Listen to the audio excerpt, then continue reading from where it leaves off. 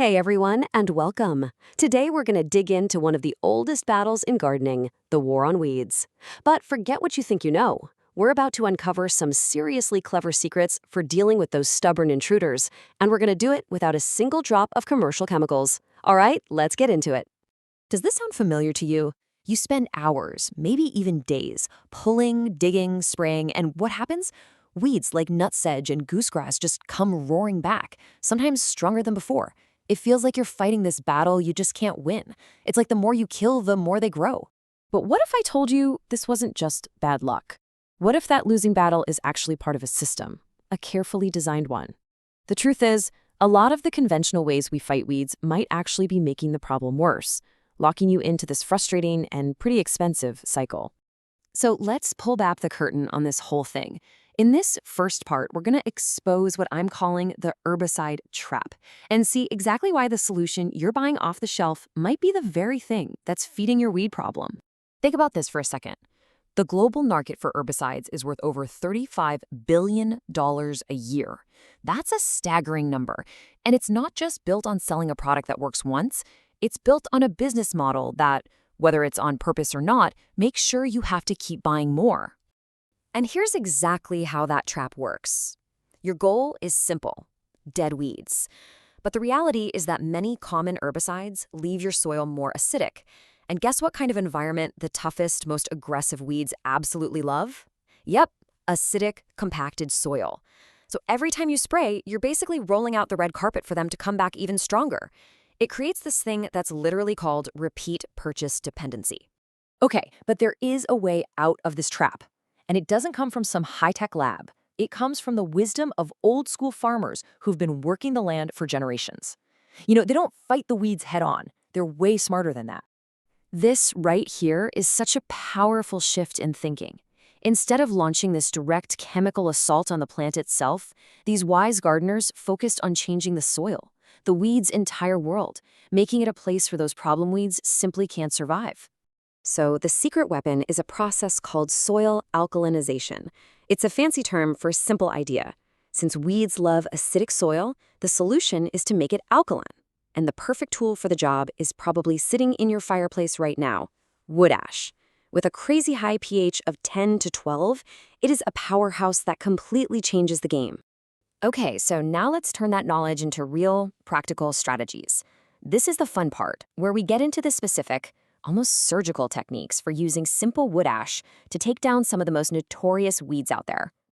First up, let's talk about public enemy number one for so many gardeners: nutsedge. Its real strength is this deep, interconnected network of tubers underground. If you pull one, you're basically just waking up all of its buddies. So instead, we use a technique that's like a targeted bombing run. You poke a deep hole right into the heart of the plant, pack it with dry wood ash, and then add a special little activator. Now here's the science behind this incredible 1-2 punch.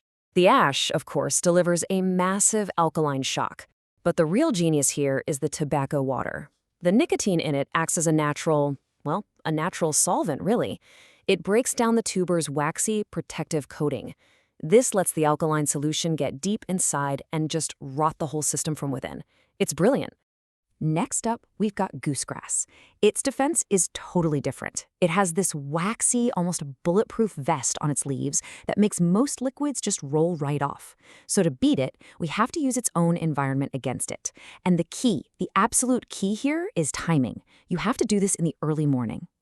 And here's why that timing is so crucial. The morning dew on the leaves acts as a natural solvent. It dissolves that fine ash dust into a super concentrated alkaline liquid right there on the leaf surface. This caustic little mixture slowly eats away at that waxy armor. And once that shield is down, the sun does the rest of the work, completely dehydrating the plant. You're literally turning nature into your greatest ally. And finally, the master of guerrilla warfare in the garden, Spanish needle. This one wins by just overwhelming you with sheer numbers, spreading thousands of little seeds that cling to absolutely everything. So the strategy here isn't to kill the plant, it's to stop the seeds from ever even sprouting. This is a preemptive strike.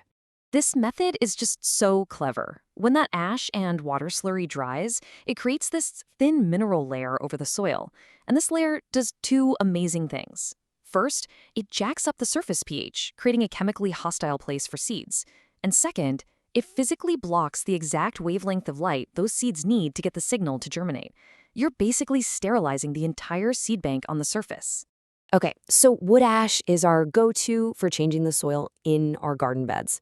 But what about all those annoying weeds that pop up in the cracks of your driveway or between the stones on your patio? For that, we need a totally different tactic. We need a fast-acting contact killer. So here's a really simple but very powerful recipe you can make right at home. The star of the show is high-acid vinegar. We're talking the strong stuff. It's a desiccant, which means it just rips the moisture right out of the leaves. A bit of salt cranks that effect up, and a little orange oil or even a drop of dish soap helps the mixture actually stick to the leaves instead of just rolling off. But listen, this is extremely important. This formula is an acid assault. It doesn't pick and choose. It will damage your soil and kill your other plants. So you only use this on hardscapes, paths, gravel, cracks in the concrete. Think of it like a chemical burn for weeds. It works best on a hot, sunny day, and please, always wear protective gear. This stuff is potent. Okay, so we've covered how to modify your soil and how to hit those weeds on hard surfaces. Now it's time to combine what we've learned, talk about the ultimate weapon, and really lock in our new philosophy for managing weeds for good. For those incredibly stubborn patches, the ones that just refuse to die, there's a formula that old-timers call their bottom-of-the-chest secret. It's a mixture that's said to be 3 times more lethal than using wood ash all by itself. The magic here is the synergy between ash and alcohol. So how does this potent cocktail work? Well, the alcohol is a natural solvent. It's like a skeleton key that instantly dissolves the waxy, protective outer layer of the weed cells. It just strips the weed of all its armor. And with those defenses completely gone, the powerful alkaline from the wood ash can rush right in and deliver a fatal shock directly to the unprotected cells. It is a devastatingly effective 1-2 punch. And now you can see how all these different pieces fit together into one complete, holistic strategy.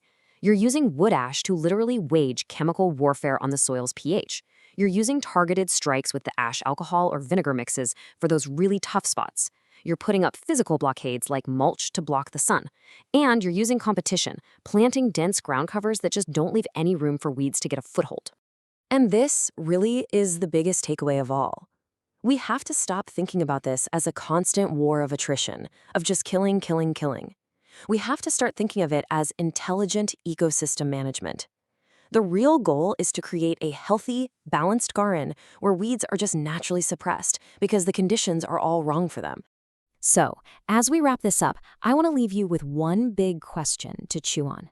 The next time you walk out into your garden and you see those familiar, frustrating weeds popping up, just ask yourself, have all my efforts actually been killing them, or have I, without even knowing it, been feeding them all along?